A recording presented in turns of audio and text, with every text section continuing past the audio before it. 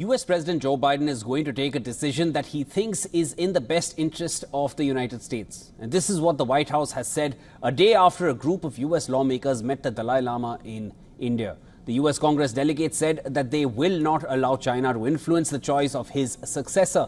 And now China has warned of resolute measures if the Tibetan policy bill is signed into law. White House press secretary, when asked about China's warning, said, and I'm going to quote here, the president is going to do what he thinks is best on behalf of the American people. That's what I can tell you, quote unquote. The lawmakers have also signaled that Washington would pressure Beijing to hold talks with Tibetan leaders stalled since 2010 to resolve the Tibet issue with a bill they said President Joe Biden would sign soon. The US Congress passed legislation this month called the Resolve Tibet Act, calling for a peaceful resolution of the dispute over the status and governance of Tibet. It also calls on Beijing to resume dialogue with the Tibetan spiritual leader, Dalai Lama.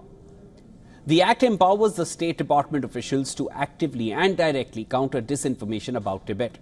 It rejects claims of China that Tibet is a part of China since ancient times. The legislation pushes for negotiations without preconditions between the Chinese government and the Dalai Lama or his representatives or the democratically elected leaders of the Tibetan community.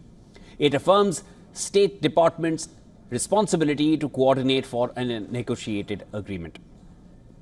A bipartisan United States congressional delegation addressed supporters during their visit to India's Dharamshala on Wednesday. The high-level delegation, including Democratic former House Speaker Nancy Pelosi, met with the Dalai Lama at his residence, sparking anger from China, which views the exiled spiritual leader of Tibetan Buddhism as a dangerous separatist.